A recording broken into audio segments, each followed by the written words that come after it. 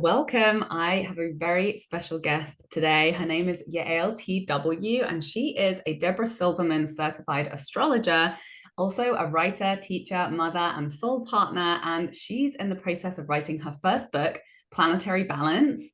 And she helps her clients to get excited about life, find their purpose, and fulfill their dreams and be where they need and want to be. Hi, Yael. Thank you so much for joining us. Hi, Sarah. Thank you so much for having me here. I love your show and I love what you do for people in the world. Such an important thing to help people fulfill themselves and make money out of what they love to do, right? Yes, and that I know I'm so excited that that is what we're going to dive into today. So, before we kick off, I would love for you to tell us a little bit about your story. Like, how did you come to becoming an astrologer? What was that like for you? So I took many turns until I got there. My life started with like lots of bumps. My mom died when I was 18 and I was like thrown into the world like I was on my own, and financial concerns were, like I had to survive. So I went to study economy and accounting.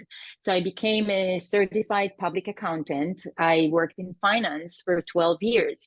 And I loved what I did, and I had like a very successful career, but I didn't feel like I was in the right place. And so at a certain point, and through all this time, I was looking for answers, and I studied Buddhism, and I practiced yoga, and I learned a little bit of occultism, and I was looking. I knew there was something more for me than just success and making money. So I, at a certain point, I left the comfort of the financial world. It was hard, and I just took a leap of faith. I had some money saved and I started writing a book. And while I was writing the book, I took a yoga teacher training and I fell in love with yoga and with teaching. And I became a partner in a yoga studio. And I had that for a few years. And I met amazing teachers. I studied, I traveled all over the world. I studied with like the best teachers that there were there. And I even assisted one of my teachers. She passed away a few years ago, Matthias Ratti. I assisted her in teacher trainings all over the world. And and it felt much more in alignment with what I wanted to do, but still not exactly.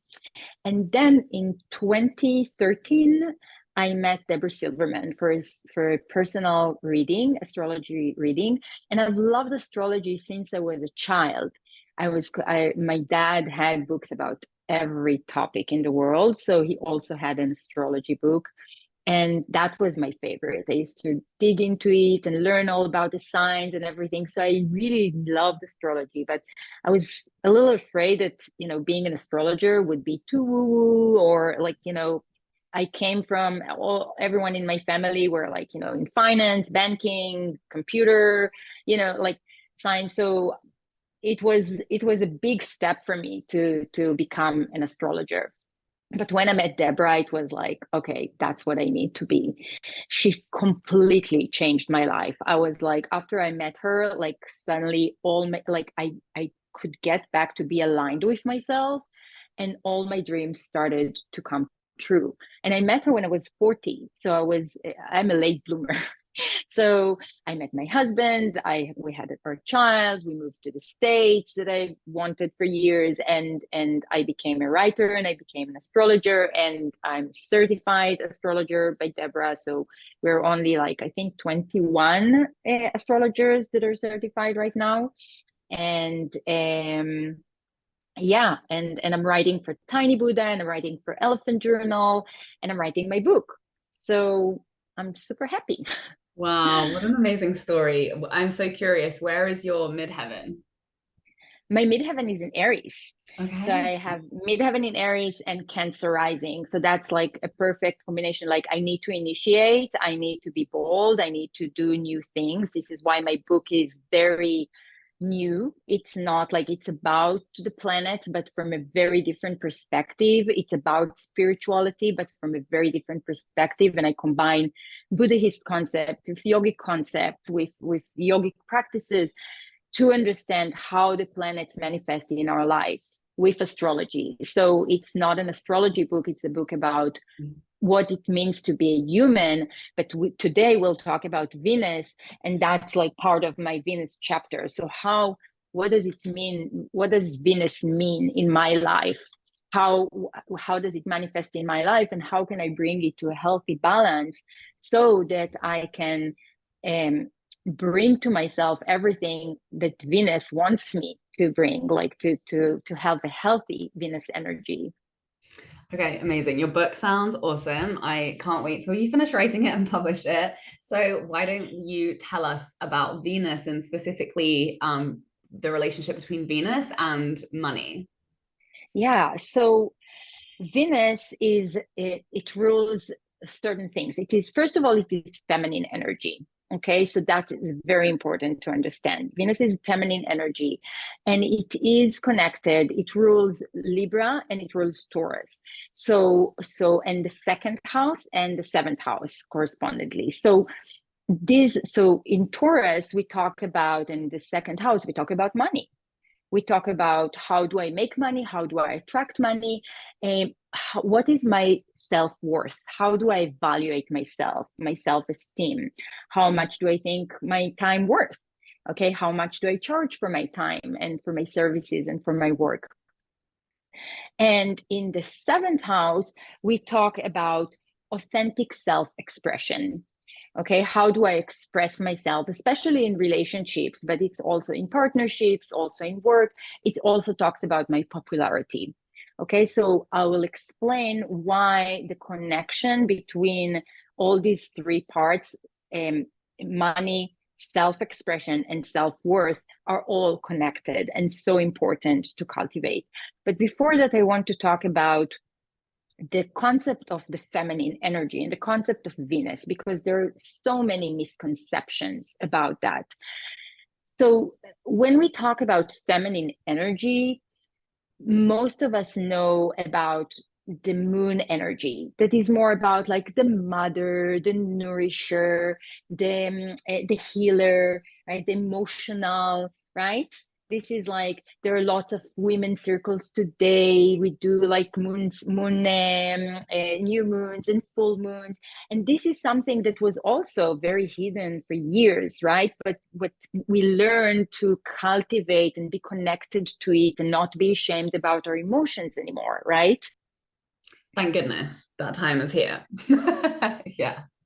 Exactly. And now it's like it's shifting in a way that is also weird. But this is moon energy. So then we come to Venus that represents a different kind of femininity. It's not necessarily the feminine of being a mother, of being pregnant, of the cycles, it's more, the feminine energy of Venus is more about abundance. It's more about connecting to nature. It's more about attraction. Okay. But still, when we look at, like, for example, the Empress in the tarot cards. So how does she look? What does she's pregnant. Okay, so we still like the connection between like female fertility and like being pregnant, being a mother, are still very strongly tied. And for some women today, they don't want to be mothers. Or even that I am a mother and I love being a mother. It's like one of my, it's super fulfilling for me. And my relationship with my son is such a blessing in my life. But there are so many more things that I think that are feminine and I want to bring to this world on top of being a mother. So, and then, like we see femininity is rising, right? So in movies, for example, we have many more feminine roles, like women take roles in movies more than ever. But still, most of the roles that women take are very masculine. So the woman will be, you know, the rebel, the independent that doesn't care about anyone else. Like, you know, she's, you know, she's completely masculine. She rides her bike and she's a fighter, and you know, she doesn't embody femininity. Or if she does, she's very manipulative and temptatious and a little mean. So this is another type. Like, do you know what I'm talking about? Yeah, Does it totally. kind of, Yeah, yeah. 100%. And even in, you know, like in the corporate world and in politics, women do not embody femininity. They embody, and I worked in corporate for 12 years. So I had to assume a masculine form and the way of work of men, okay, how men work. And we'll talk about how the way the masculine work and the feminine work are very different. The idea is to bring them into a sort of a balance. Like, we don't want to be like in between masculine and femininity necessarily. Like, I'm a feminine entity. I want to stay feminine. Mm-hmm. Okay. I want my ways and the way I work to also be feminine. So the first thing is like, how do we see femininity from an empowered way? And this is what you do, right? Yeah, exactly. Like being a creative vessel and a creative channel, and being able to create through, not necessarily through like pushing and massive action, but through alignment, and by aligning with your desires and trusting your intuition. Exactly. So we have to start, and unfortunately, you know, like there's so many women still today, you know, it is women who choose to become mothers, and they, you know, I did it too. I dedicated 2.5 years of my life. I left work, I stayed with my son. You know, there are so many, the more conscious we are, we want to pour our heart into what we do. So we also understand the importance of the connection with our children. Like, we don't want to just, you know, have children and have a career and like, you know, and just be stressed about like not doing anything properly. Mm-hmm. So, you know, we want to be mothers, we want to be 100% with our kids, and you know, there is a big movement of homeschooling, and we want to give them good values, but then they don't make money, and then they become dependent. But they become dependent in a way that makes them very, you know, like they're afraid to take money to do like an astrology course, or to pay for something that they really want, or even if it's like, you know, a nice piece of clothes, or because they don't make money. But the truth is that they do. Even mothers who don't work, if they are in a family setting, they do, the fact that they take care of their children support their husbands in their own work. So the Right. husband wouldn't be able to work Mm-hmm. if his wife wouldn't take care of his kids, right? So like, this is one thing, like, you know, this making us small, like, oh, I do it as a service, I'm not supposed to get paid for it. And then we take it all the way to our profession, and then we're like, oh, I do this for friends and family and I don't take money for that. Like, I hear it so many times. Like, women are afraid to take money because we got used to working without getting paid. Mm-hmm.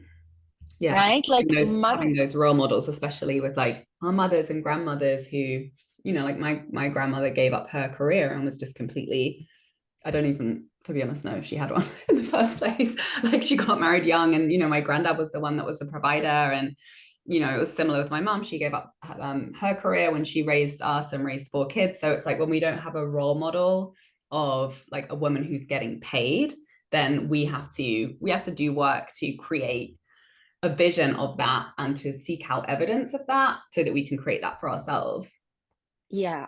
So when I see Venus as an empowering force, and when we look at her, so we understand, first of all, that we're talking about femininity that is not connected to motherhood. Okay, it stands on its own. I don't have to have children. I don't have to mother them to get this energy. Okay. You don't have to do it also to get moon's energy. Okay. But especially with Venus, like the fact that fertility or abundance comes through fertility is like we have to make this to disconnect between these two worlds and understand that femininity is powerful on its own. And then how do you assume this power of Venus? How do you work with it? So you mentioned some of the things. The first thing is that we want to be in sync. So the masculine way of you know, the Martian, okay, the Martian way, because Mars is represent the masculine, okay. So Mars, it wants something, it goes and it gets it. It doesn't stop, it doesn't rest.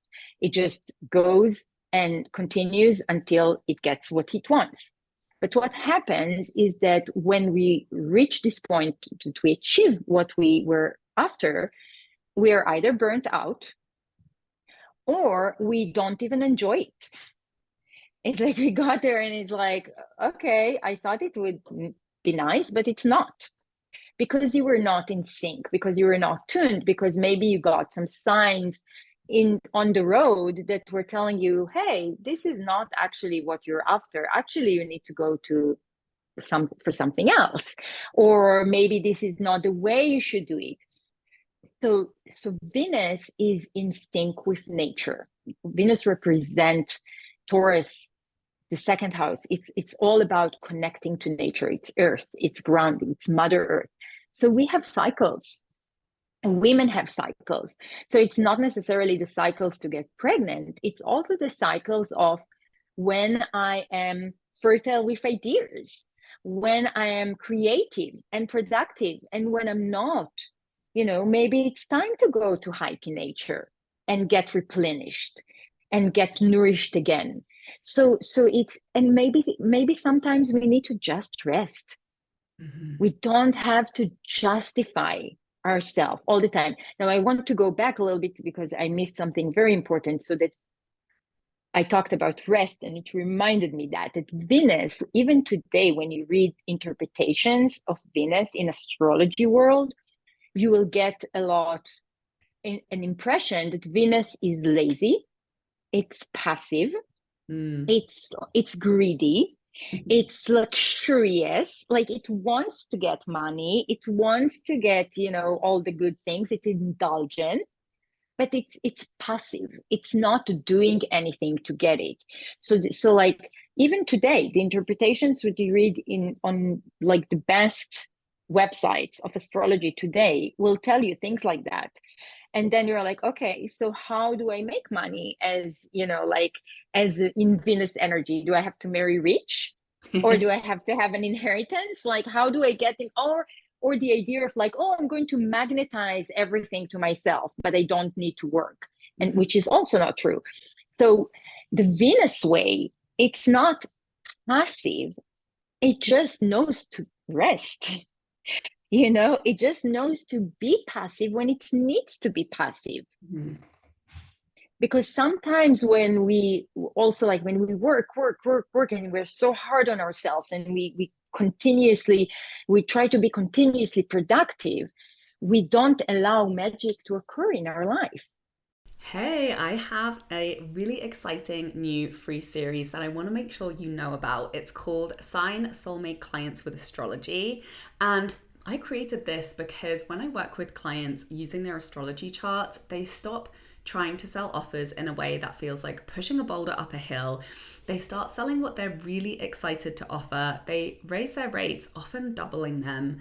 And soulmate clients start showing up more quickly and easily than ever, which is why I'm so thrilled to share this special 3-part training series with you to show you how to read specific parts of your chart to cut the drama of overthinking your storytelling and your prices, and cut straight to the actions and insights that lead to signing soulmate clients consistently with ease month after month.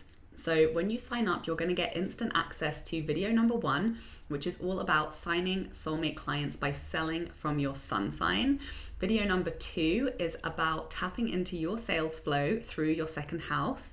And video number 3 is going to show you how to create your unique ritual for consistent clients and money flow. You don't need to know anything more than your birth time, date, and place, and I will show you what you need to know about your birth chart. This is for anyone looking to create a more consistent flow of sales from soulmate clients. And you can find this by going to my website withsarahmac.com under the freebies tab, or by the link in my bio on my social channels. Right? We don't get what the world wants to give us because we're so busy.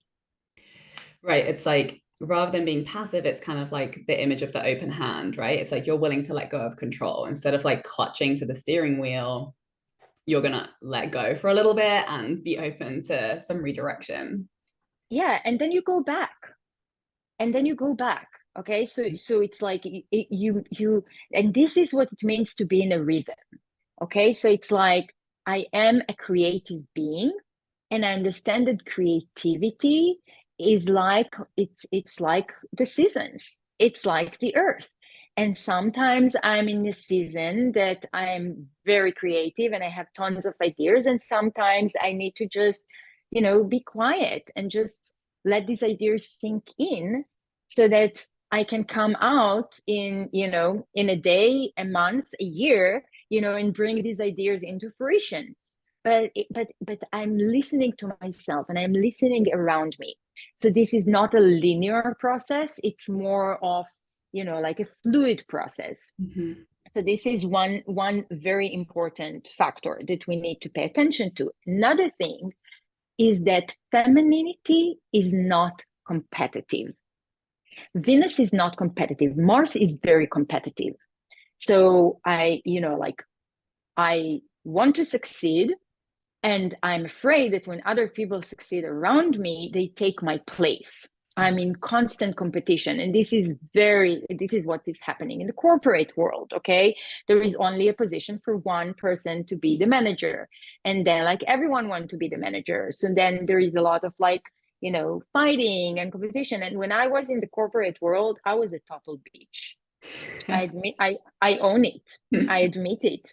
I was a bitch because it was very masculine. It was very competitive. I'm not, I have a masculine energy in me, but like we all do. So when a woman or is ripped of her femininity, she becomes a bitch. So this is why, in the corporate world, women have bad rap. Mm-hmm. Like they're considered to be more mean than the men. It's just because they're not allowed to be women. They're not allowed to be feminine. So in a feminine world, and I see it, and it fills my heart. So I work for Deborah Silverman, and she has a huge company where I think around 30 teachers, 30 mentors in the school, and we're like 22 certified astrologers. So there are like these two circles of women, and there are also the administrators and the managers, and we all want everyone to succeed. I want my colleagues to succeed, because if they succeed, I also succeed. If everyone know that Deborah Silverman certified astrologers are the best astrologers out there, I'm part of it. Right? And Deborah knows that. She knows that if her astrologers are successful, more people want to come to the school because they see, hey, I can be like that. So she wants us to be successful. And when we succeed, she succeeds. And then it's like it's a win-win situation. It's a nourishing, and she nourishes us and we nourish her back. So it's a beautiful, and you see, in our meetings, some women cry and some women come with their babies, and so, it's like, and we cry with each other and we laugh with each other, and so it's a very feminine environment. We have one man mentor, but it's and I see it and I say, this is how things should work, and this is a very successful business we're talking about. Very successful business. It's a 7-figure business that makes a lot of money and very successful. So we can be successful by supporting others, nourishing others, helping others. And this is the true feminine energy. This is the true Venus, because Venus is the goddess of beauty. It's a goddess of harmony. Unlike Mars, who is the god of war. Okay, so the masculine competitive, the feminine not competitive. So if you want to bring more money into your life, if you want to succeed in what you do in a feminine way, so as we said, the first thing is to be in sync and to allow yourself to rest and to listen to your body, to listen to yourself, to listen to the rhythms, to listen to the needs of your loved ones. Okay, sometimes, my man is like, he needs attention. My relationship needs attention. So I give attention to my relationship because I know that my relationship supports me. It nourishes me, right? So I need to make sure that I'm not just like work, and I give time for my son, for my husband, for my friends. I meet friends for coffee. Every time I meet a friend, I'm inspired. I have I have a new idea about, like, my most successful blogs came through, talking with my friends. So this is the synchronicity that we're talking about. And then, we still want to be disciplined. We still want to work. We don't want to just sit there and like, oh, money come to me. Okay, but just do it smart. Then there is the issue of self expression and authentic self expression, because what is happening a lot is that we're not true to what we really want, right? And you talked about like being aligned with our desires. Mm-hmm. So especially in the spiritual world, too many of us have the misconception that wanting to have money is narcissistic or egoistic, that it's not spiritual, that it takes us away from being spiritual. And this is not true. Okay, you agree? Oh, 100%. Yeah. It's like saying it's not spiritual to eat food. It's like we need money for the things that nourish us in this life, like going to coffee with your friend, going on a date with your husband. Like these things require money, raising children. It's kind of a Yeah. ridiculous belief when you break it down. Yeah, but it's also like, like wanting to have abundance, wanting to have a beautiful home, wanting to have a home that you can furnish or you can buy, like, and you can be a little luxurious sometimes. It's not just, oh, I want money just to pay for my bills, and I want money just to raise kids. No, I want to have financial security. This is second house. This is Taurus. Okay. I need financial security. I need my house to be beautiful. This is seventh house. This is Libra. Okay. I need a beautiful environment. I need to feel that like I have an environment, a home that supports me in growing and in my growth. Okay. So it's not like, I don't even say, I just want money so that I have everything that is necessary for me. No, I want nice things. I want to be able to go on vacations. I want to go to Paris and I want to go to Hawaii and I want to, like not too much, but I want to be able to do it, once a year at least. Okay. So it's like this modesty that is not authentic, that we put on ourselves in the name of spirituality, but not being authentic is what's not spiritual. I love that reframe. So good. Right? Mm-hmm.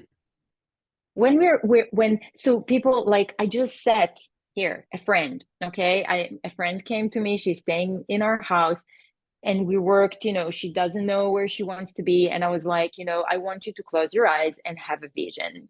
What do you want? Where do you feel? I want you to feel successful, and I want you to imagine, how does it look? What do you do when you are successful? And she's like, I cannot do that. I'm blocked because, like I saw my dad and he was like, he always like wanted to be successful and stuff, and he was a little narcissistic, or I think that I am, if I do that, I am a narcissist. Okay. But it's like, no, narcissists are not people who have This is about sun energy. Okay, so narcissists are not people who have strong sun energy, strong connection to their desires. They actually have very weak sun energy and they cover it up. Right? So when I have healthy connection to my desires, it's like the sun rays. Okay, it's like I shine, I radiate, and I help other people to succeed with me. My confidence give other people confidence. It's not like my confidence come on your expense. I can only be confident if you're weak. No, healthy confidence and healthy connection to our desires is like, I'm connected to my desires, you're connected to your desires. If I am able to manifest, you're able to manifest. I help you manifest.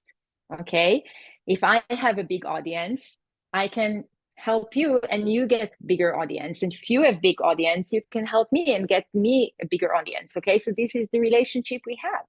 So admitting our desires with with putting away all these like conceptions that we have about the ego is bad, wanting things for the ego is bad. We need to eliminate the ego. We need to eliminate, what we want.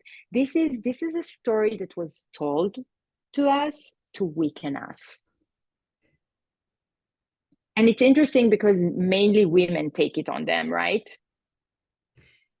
Right. Yeah, it's the idea of being selfish. And I love how a lot of people are rebranding that term. Like, to be selfish is not a bad thing. It's like putting your own oxygen mask on first. The more you elevate yourself, the more you can elevate others, like you say. Yeah, exactly. So be authentic. Be authentic about what you want. Okay, admit what you want. Don't try to cover it up. And the last thing that is very important is don't make yourself small. Venus is not about making her small. She's big. She's a big, beautiful, radiant energy, right? When I make myself small and I'm like, oh, my husband makes money, he's the provider. So I'm like, I can't afford doing this or doing that. No, I'm like, I told my husband, you make the money. I took care of our child. I was 3 years in fertility. I devoted 5 years of my life to our family. Whatever you make belongs to me too. Mm-hmm. And I saw myself as an equal partner to him. And I see myself as an equal partner to him. And at a certain point, I started making money. And I'm not bringing the money to to the family. I'm investing in my business. And he's like, what? And I'm like, yes, because with our financials, this is what's right. I need to invest in myself. I invested in our family for 5 years, and now it's my time to invest in myself. So you're the provider. I supported you to continue and thrive in your career and make money and succeed. Now it's my time. Now I need to invest in myself. So it's not making ourselves small and thinking, oh, I don't deserve to get money or I don't need to get paid. No, you are worthy. Your time is worthy. Think about your experience, your even experience as a mother is so valuable. You learn to raise human beings, right? You learn so much just from that. So this is a valid experience that you can use in everything you do in life. So women should start looking at Venus, at this big, beautiful, radiant energy, and understand that we are her. And then if you're true to yourself, if you're true to your desires, if you're in sync, if you're disciplined, you work, but you also know how to rest, and you're not competitive, then you will start attracting abundance into your life. Then it will start because you will attract the right people and the right circumstances. Like Amy Lee connected me with you, right? Mm-hmm. It's like it's this attraction. We attracted each other because we are aligned with what we want. And then magic starts happening and you start being lucky. 100%. Right? It's like the recipe for magnetism. Mm-hmm. That feminine, honoring of the feminine energy is how you become magnetic to magic. Yeah. Oh, and so And I wanted to tell you, so another thing, we don't have time to talk about it today, but Jupiter is also an important factor. Mhm. But when we look at abundance, especially in career, we're looking for times when Jupiter transits our second house. This is the house of money, or the seventh house would be the house of popularity, or the 10th house, the house of your career. And you have Jupiter coming into your 10th house. I'm not sure I told you that last time we met, but I wrote it down where is it? I didn't take this page.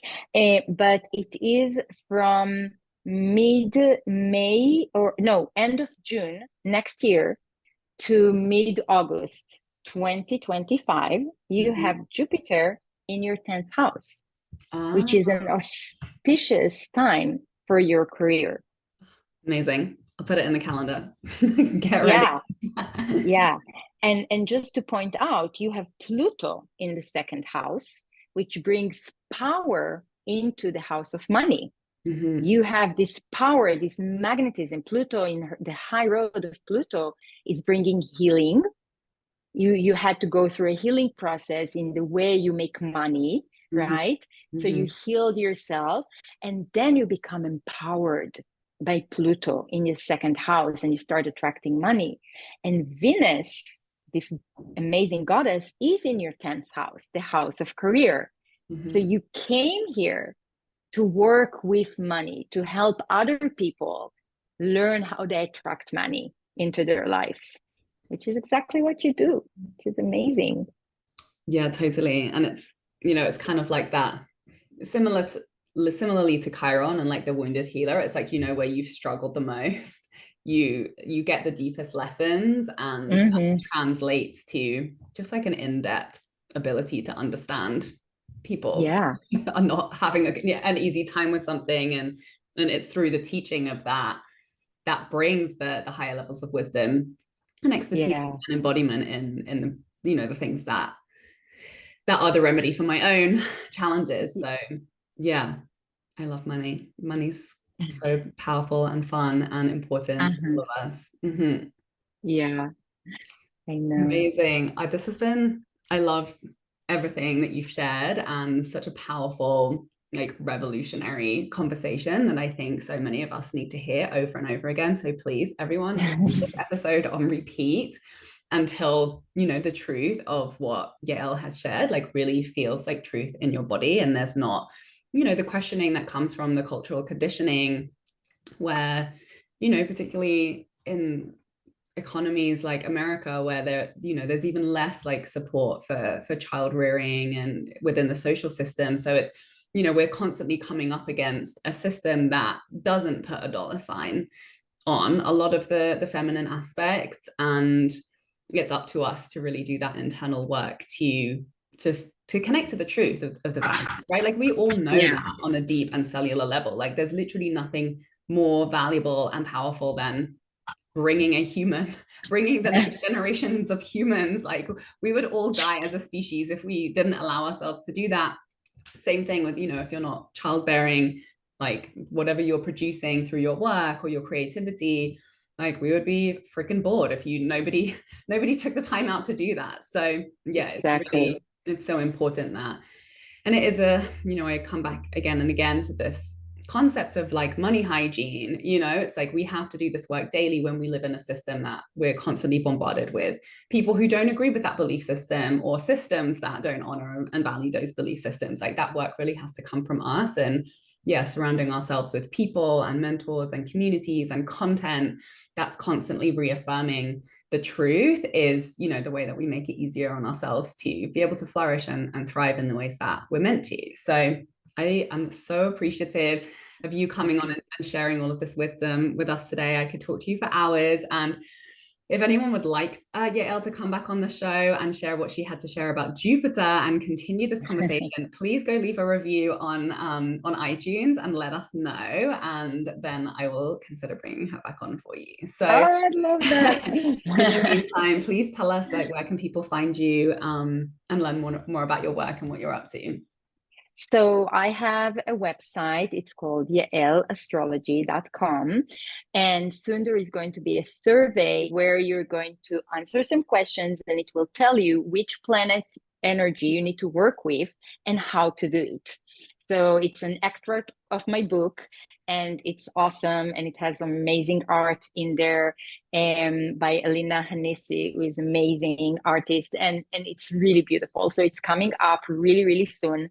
And then I'm also on Instagram, Yael.astrology, and in Facebook, Yael Astrology or Yael Termel Weisbach. That's my name. So, but Instagram and my website would be the best, probably. Amazing. Thank you so much for being here. Thank you, everybody, for listening. Please share this with someone who you know would love this, and please leave us a review, and we'll see you next week. Bye. For more inspirational content, head over to my website withsarahmac.com and please support the show by liking, commenting, and subscribing.